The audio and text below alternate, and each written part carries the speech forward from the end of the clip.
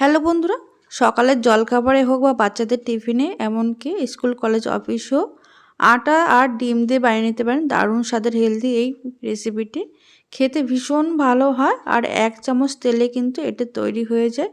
তাহলে কিভাবে বানাবেন চলুন দেখে নিই। এখানে আমি একটা বাটির মধ্যে নিয়ে নিচ্ছি 1.5 কাপ আটা।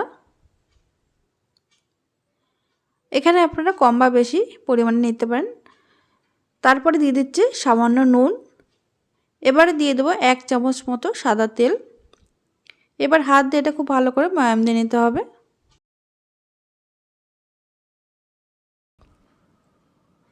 আপনারা চাইলে এর মধ্যে সামান্য একটু জোয়ানও দিতে পারেন। এবার অল্প অল্প জল দিয়ে এই আটাটা মেখে নিতে হবে। আমরা বাড়িতে যেরকম রুটি তৈরি করার জন্য আটার ডো তৈরি করি ঠিক সেরকমভাবে ডোটা তৈরি করে নিতে হবে। দেখুন হাত দিয়ে এরকম ভালো করে ঠেসে ঠেসে 2-3 মিনিট মেখে নেওয়ার পর এটা রেস্টে রেখে দেবো আমি 5 মিনিট। এবার অন্যদিকে এই জলখাবারের জন্য পুর তৈরি করার জন্য 1 চা চামচ তেল দিয়ে দিলাম একটা ফ্রাই প্যানে। তাতে দিয়েছি গোটা জিরে, দিয়ে দেব এর মধ্যে ছোট সাইজের একটা পেঁয়াজ কুচি। গ্যাসের আঁচ লো টু মিডিয়ামে রেখে পেঁয়াজগুলো এবারে হালকা একটু ভেজে নিতে হবে। তবে পেঁয়াজগুলো কিন্তু লাল না হয়ে যায় সেটা খেয়াল রাখবেন। পেঁয়াজটা দেখুন এখানে হালকা ভাজা হওয়ার পর দিয়ে দিলাম ক্যাপসিকাম কুচি। 30 সেকেন্ড একটু নাড়াচাড়া করে নেওয়ার পর এবার এর মধ্যে দিয়ে দেবো আমি গ্রেট করা একটা ছোট সাইজের গাজর। আপনারা এখানে গ্রেট না করে একদম ছোট ছোট করে টুকরো করেও কেটে নিতে পারেন গাজরটা। এবার সমস্ত কিছুক্ষণ নাড়াচাড়া করে নেওয়ার পর এর মধ্যে দিয়ে দিচ্ছি কাঁচা লঙ্কা কুচি। তবে ঝাল আপনারা আপনাদের স্বাদ অনুযায়ী কম বা বেশি করতে পারেন। আর দিয়ে দিলাম স্বাদ মতো নুন আর সামান্য একটু হলুদ। এবার সমস্ত কিছু ভেজে নেব 1 থেকে 1.5 মিনিট। 1-1.5 মিনিট ভেজে নেওয়ার পর এবার দেখুন অন্যদিকে একটা বাটিতে আমি ডিম ফেটিয়ে নিচ্ছি। ডিমটাকে খুব ভালো করে এভাবে মিশিয়ে নিতে হবে।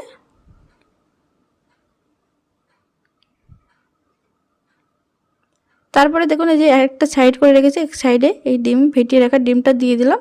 দিয়ে এবার এই যে গ্যাসের ফ্লেম মিডিয়ামে রেখে এই ডিমের ভুজিয়া তৈরি করে নেব আগে।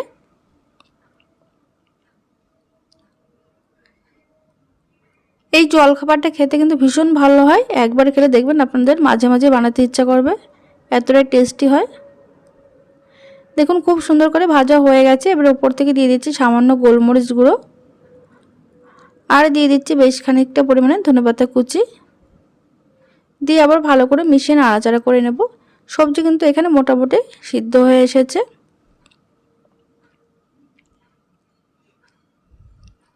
তারপরে দিয়ে দিচ্ছি টমেটো কেচাপ। আপনারা চাইলে এখানে আমচুর পাউডার হোক বা চাট মশলা দিতে পারেন টমেটো কেচাপের পরিবর্তে। ভালো করে মিশিয়ে নেওয়ার পর গ্যাসটা কিন্তু আমি অফ করে দিয়েছি। এবার এই পুরটা কিন্তু পুরোপুরি ঠান্ডা করে নেব। এটা একটা প্লেট এবার নামিয়ে নিতে হবে।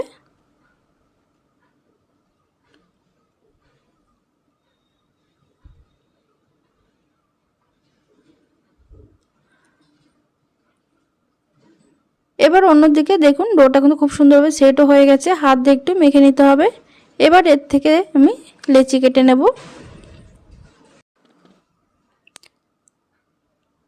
দেখুন একটা করে লেচি নিয়ে ঠিক এইভাবে 2 হাতের তালুতে গোল করে একটু চ্যাপটা করে নেওয়ার পর একটা বাটির শেপ দিয়ে নিতে হবে। আর এদিকে পুর কিন্তু খুব সুন্দরভাবে ঠান্ডাও হয়ে গেছে। এটা কিন্তু পুরোপুরি ঠান্ডা হওয়ার পর কিন্তু দেবেন। বাটির মাঝখানে দিয়ে ঠিক এইভাবে চারিদিকটা মুখটা কিন্তু খুব ভালো করে সিল করে দিতে হবে, যাতে করে এটা বেলে নেওয়ার সময় বা ভাজার সময় বেরিয়ে না আসে। এটা কিন্তু বেলার দরকার নেই, হাত দিয়ে দেখুন এইভাবে চেপে চেপে নিলে কিন্তু একটা গোল রুটি শেপ তৈরি হয়ে যাচ্ছে। আর মাঝখান থেকে একটু ডিজাইন করে দিলাম একটা চামচের পিছন দিয়ে। একইভাবে প্রত্যেকটা আমি তৈরি করে নেব।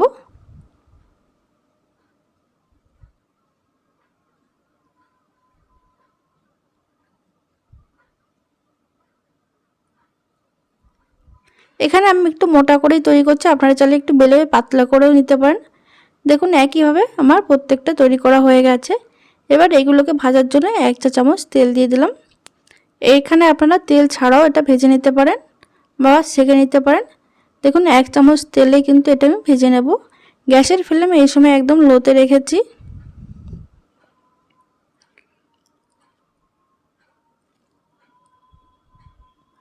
লোতে রেখে কিন্তু 1 মিনিট রাখার পর কালারটা একটু যখন চেঞ্জ হবে তখন এটা কিন্তু উল্টে দিতে হবে।